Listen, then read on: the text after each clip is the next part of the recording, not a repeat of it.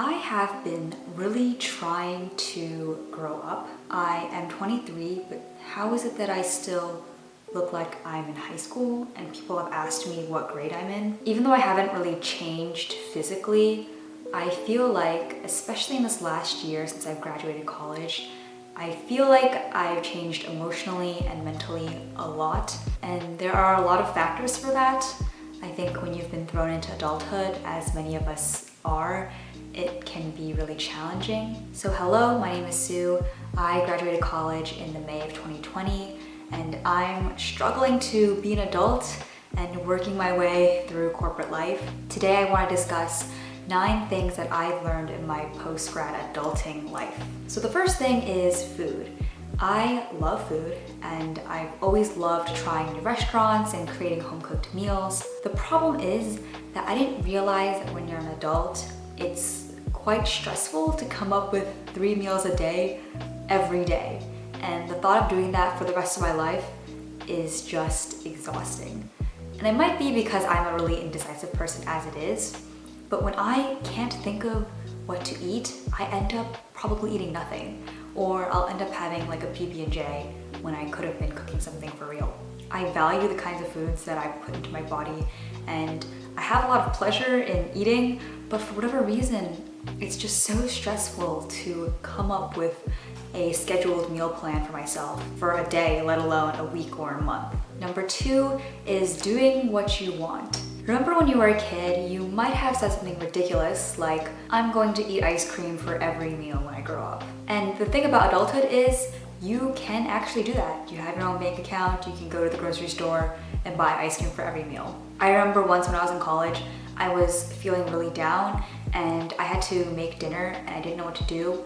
I actually ended up just eating waffles because that made me feel good.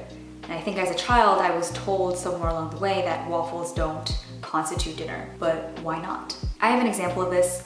When I was growing up, my family never really had hangers. So in our house, we always had those cheap wire hangers that you would get from the dry cleaners. And I would go to my friends' houses and in their closets would be lined with solid colored hangers and it looked really clean in their closet. And so when I went to college and I had to buy stuff for my room, I bought a beautiful new set of hangers. And it wasn't that my parents told me I couldn't have new hangers.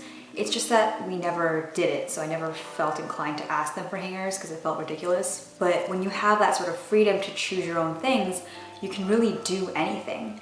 And that could be really good or really bad depending on your judgment. Number 3, having quality over quantity. When I was in high school, I loved fast fashion. It was Forever 21 all the time for me. I loved having new things. Even if it wasn't trendy or whatever, I just liked having new things. In particular, I used to buy this mega pack of socks. It was by the brand KB and you would get them at Costco.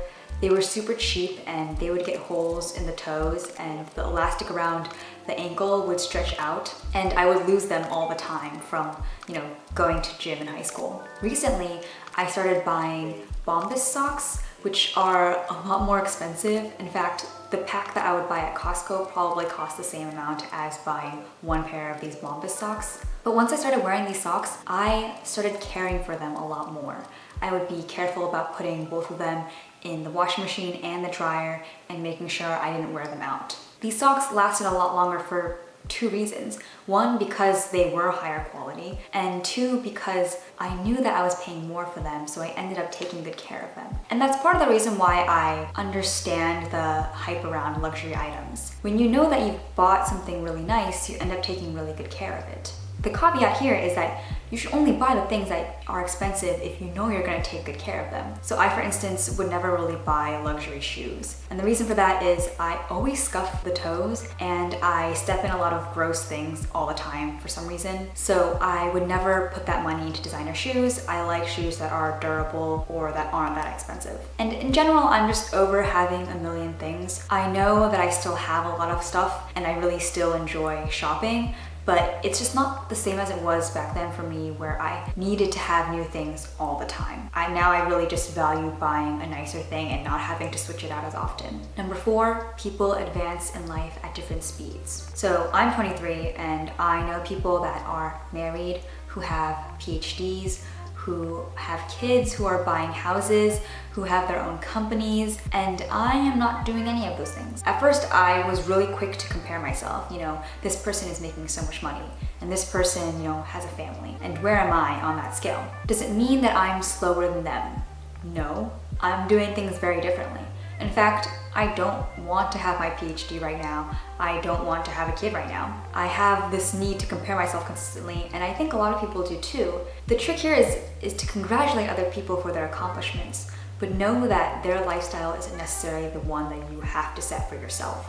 Keep your eyes on your own goals and work towards them at your own pace. Number 5, learning is on you. Unless you're in school again, you really aren't in a traditional learning setting. But that doesn't mean it should stop. I mentioned this in my 5 ways that I'm bettering myself. There are so many little ways to get ahead and continue learning. I really do find the value in consistent learning and finding new ways to learn. And I think, in fact, when I was in college, I really enjoyed the school aspect in that I loved learning and talking to people who were also learning, but I hated that grading aspect. Now that that's taken away, I've actually enjoyed learning so much more. I think when I was in high school, I started to really despise reading. Somehow my English teachers had sucked the fun out of reading for me. But now that I get to choose my own books, I feel so much more liberated, and I feel like I'm learning at a pace that I'm comfortable with. Number 6, everything is so expensive.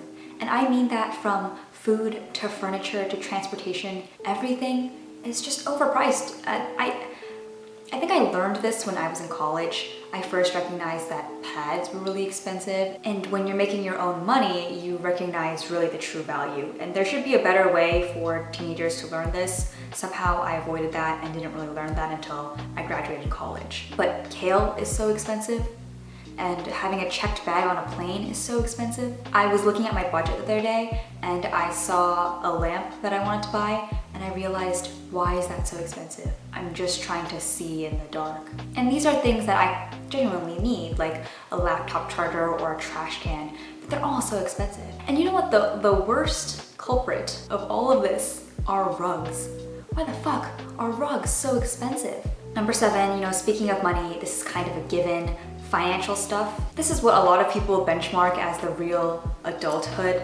Having savings accounts, investments, doing your own taxes, having a budget. Those are the kinds of things that real adults do. When I graduated college, I made it my mission to pay off my student loan as soon as possible. And this was because I saw a TikTok that scarred me. This woman had paid over $100,000 in interest. Just in interest. That's crazy. That scared me straight, and I decided that I had to have a budget to make sure that I was paying it off.